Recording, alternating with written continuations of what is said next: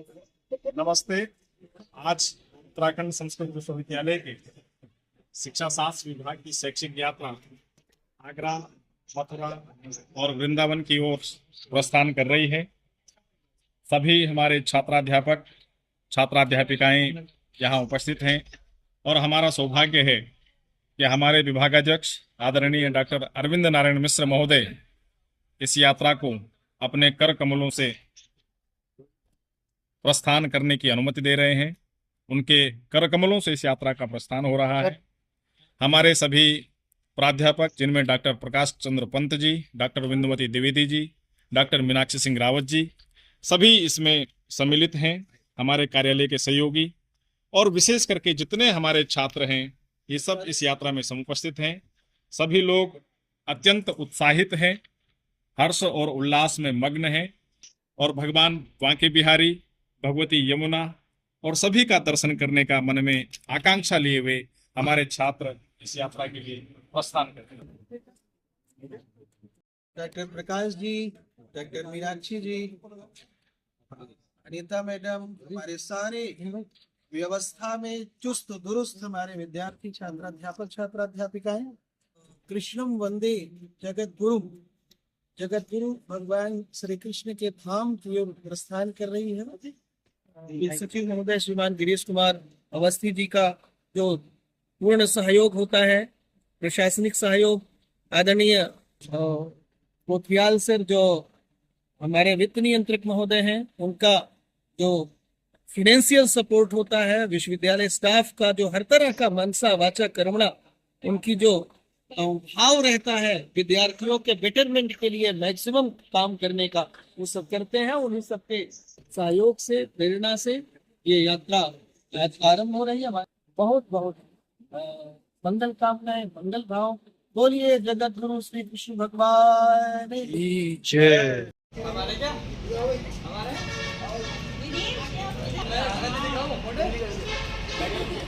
और सच्चे दरबार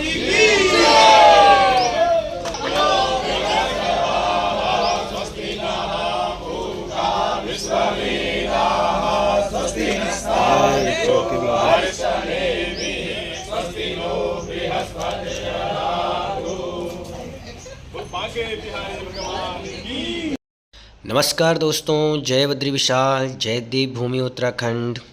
उम्मीद है आप सभी लोग स्वस्थ होंगे। तो चलिए दोस्तों, आज उत्तराखंड संस्कृत विश्वविद्यालय की शिक्षा शास्त्र विभाग की समस्त छात्राध्यापक एवं अध्यापक जा रहे हैं भगवान श्री कृष्ण जी के चरणों के दर्शन करने के लिए।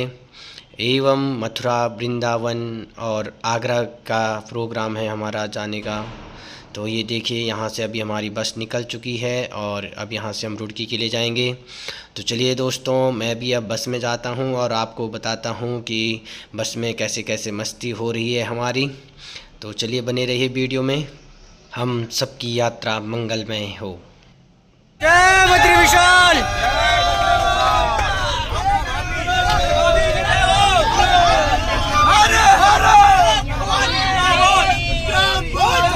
शिवाजी महाराज की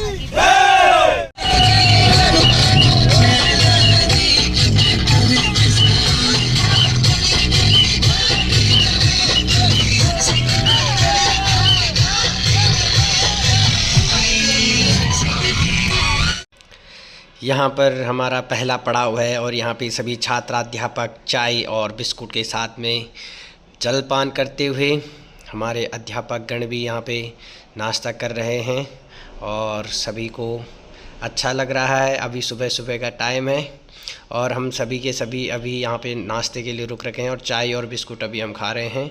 तो चलिए दोस्तों, आगे चलते हैं। और ये देखिए, यहाँ पे हमारे सभी फ्रेंड्स हैं ये, और सब चाय और बिस्कुट खा रहे हैं। कोई कह रहा है कि हमारे लिए मैगी बनवाओ, कोई कह रहा है पराठे। तो यहाँ पे अभी उचित व्यवस्था नहीं है। तो चलिए दोस्तों, चलते हैं आगे।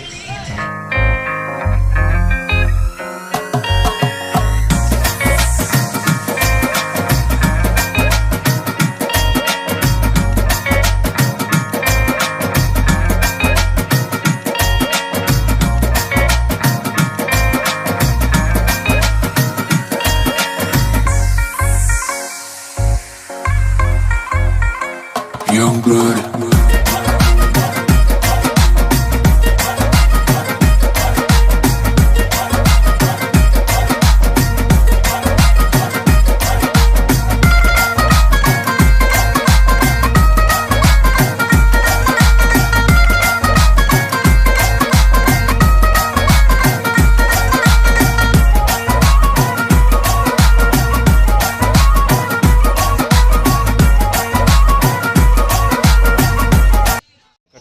तो सभी आनंद और उत्साह के साथ में अब यहाँ पे हम विश्वविद्यालय परिवार भोजन के लिए उतर रखे हैं और अब इसके बाद हम प्रस्थान करेंगे मथुरा के लिए, जहाँ की अब हम रमन रेती के लिए जाएंगे। तो चलिए दोस्तों, बने रहिए वीडियो में।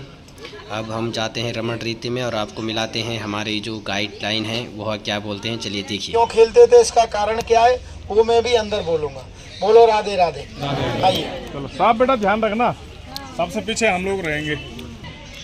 राधे राधे राधे राधे। हमको पढ़े कि नहीं पढ़ते, राधे राधे राधे राधे। सबका लाना है। राधे राधे। शाम मिला दे। इनका नाम है रमन रेती। बोलो राधे राधे। राधे राधे। रमण जी गुरु। यहाँ पे भीड़ है और वो निधि वन वगैरह हमारे विद्यार्थी आ रहे होंगे कैमरे में। शनिवार को इसके जैसा करा रहता है यहाँ पे। दिल्ली से नहीं किया ये। कहाँ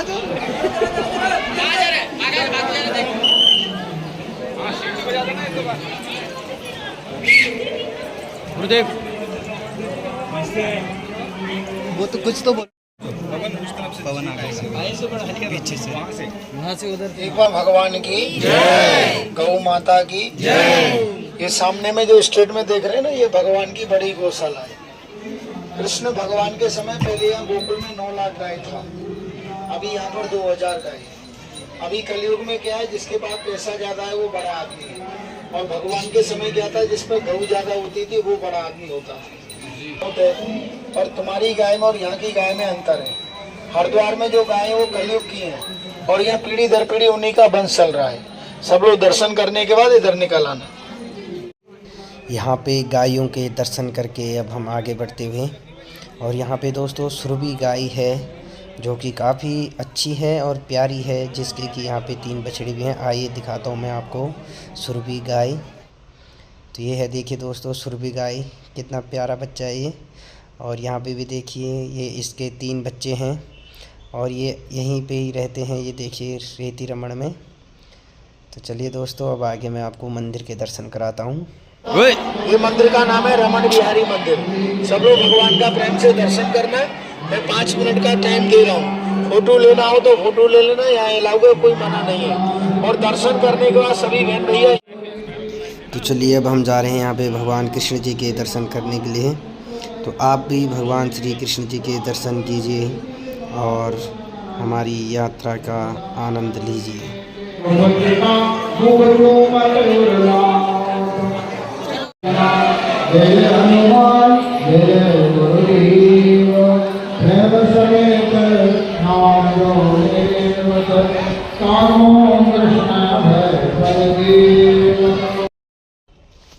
यहाँ पे ये मंदिर की परिक्रमा प्रांगण स्थल है, और ये देखिए यहाँ पे भगवान श्री कृष्ण की लीलाओं का कितनी सुंदर तरीके से चित्रण किया गया है।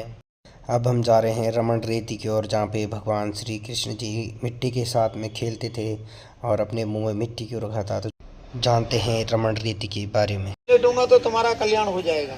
तो यहाँ भगवान कृष्ण 2.5 साल की उम्र में मिट्टी में यहाँ लेट लगाए थे।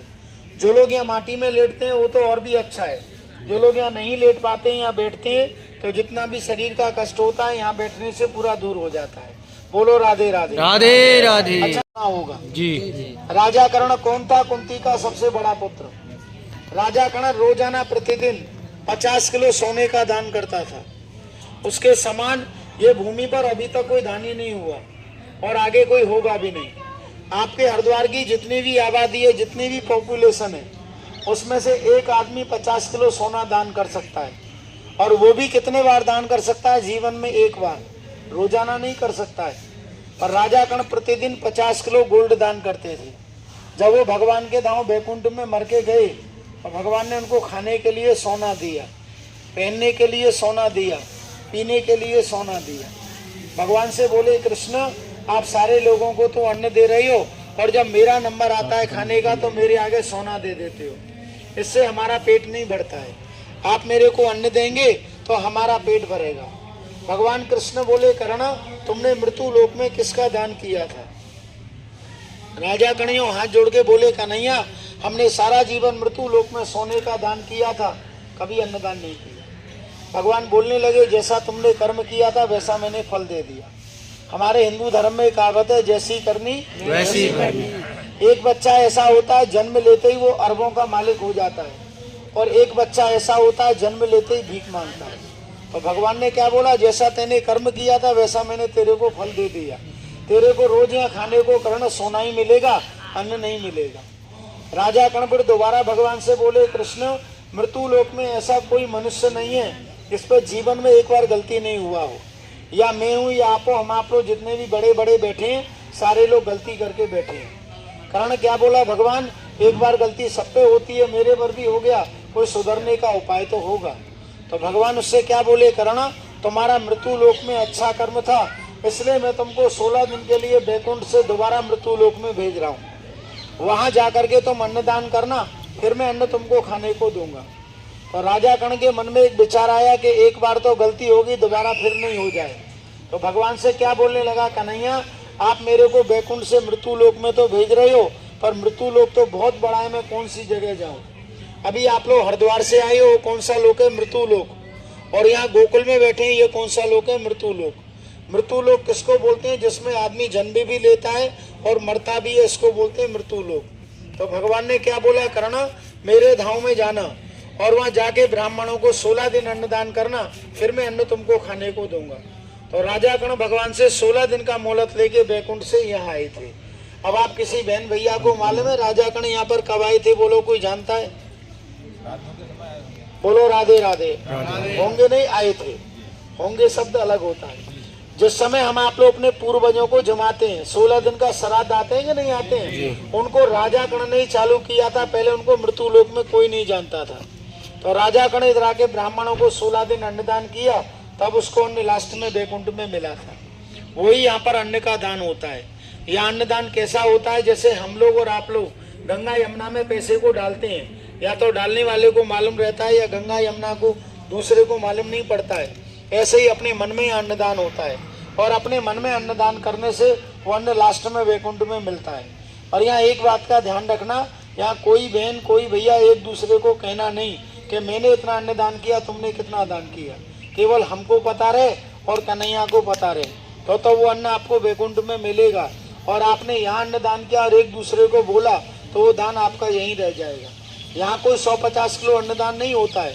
यहाँ कितना अन्नदान होता है? 1 ब्राह्मण भोजन दान और 2 ब्राह्मण भोजन दान। जो लोग तीर्थ में अपने नाव से 1 ब्राह्मण को भोजन दान करते हैं तो उनको 101 रुपया का सेवा होता है। अपने माता पिता के नाव से 2 ब्राह्मण भोजन दान करते हैं तो उसमें 201 रुपया का सेवा होता है। पर यहाँ कुछ देना नहीं है, केवल अपने मन में दान करना है। जो भी अपने मन में यहाँ बैठ के दान करेंगे वो अन्न आपको लास्ट में बैकुंठ में मिलेगा। अभी जो भगवान का तुमने पाँव बनाए हैं, सब लोग पाँव में से हाथ में माटी ले लो, और जैसे मैं बोलता हूँ वैसे रिपीट करना, तो अपने घर से आने का फल मिलेगा। भगवान। तो दोस्तों, रमण रीति में अब हमारे छात्राध्यापक भी और एवं अध्यापक भी रमण करते हुए यहाँ पे भगवान कृष्ण जी ने भी गुलाटी लगाई थी। और कहा जाता है कि यहाँ पे जितनी रेत लगती है हमारे शरीर पे उतने हमारे कष्ट दूर होते हैं। और यहाँ पे हम सभी यहाँ पे ज़मीन पर इधर से उधर पालती मारते हुए राधे राधे नाम का यशगान करते हुए अपने दुखों को और अपने कष्टों को इसी माटी में छोड़ रहे हैं। तो चलिए दोस्तों, अब आगे चलते हैं। और ये देखिए हमारे पवन जोशी जी अद्भुत हैं, और यहाँ पे सिद्धार्थ जोशी, और ये देखिए यहाँ पे साष्टांग दंडवत भी हमारे छात्राध्यापक कर रहे हैं।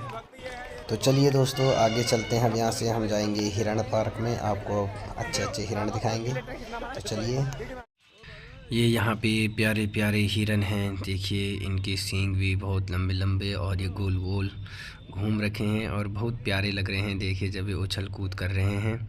और यहाँ पे ये छोटे छोटे खरगोश भी हैं। यहाँ देखिए पिंजरे के अंदर कितने प्यारे लग रहे हैं और बहुत अच्छे लग रहे हैं। और अब हम आ गए हैं यहाँ पे नंद भवन पे। और यहाँ ये देखिए दामोदर मंदिर है, ऊखल बंधन है। यहाँ मंदिर बता के छोड़ दूंगा, सुनोगे तो कोई ले जाओगे, नहीं है वैसे देख के निकल जाओगे। वो वाले कोने से और वो लास्ट वाले कोने के इसमें 84 खंभे लगे हैं। अगर इनको गिनोगे तो ये घट जाएगा, बढ़ जाएगा, और ये 84 पूरे नहीं आएंगे। इन्हीं 84 खंभों को विश्वकर्मा ने लगाया था। अभी मैं अंदर से दिखा रहा हूँ, फिर भगवान का दर्शन कराएंगे। इसमें ये खंभा और अंदर वाली छत भगवान के टाइम की है, ये बाहर वाला पूरा नया बना हुआ है। बोलो राधे राधे। राधे राधे। तो ये देखिए यहाँ पे नंद भवन है और ये 84 खम्भों का भवन है, जो कि अभी आपने सुना होगा हमारे गाइडर से कि इनको आप नहीं गिनेंगे भी तो पूरे 84 नहीं गिने जाते, या तो एक बढ़ता है या फिर एक घटता है। बहुत महिमा है नंद भवन की। तो चलिए दोस्तों दर्शन कीजिए यहाँ पे भगवान जी के। और हम आज का दिन करेंगे वृंदावन में वास। मिलते हैं आपको कल वीडियो में। तब तक दोस्तों चैनल को सब्सक्राइब एवं वीडियो को लाइक कमेंट शेयर ज़रूर करें। धन्यवाद।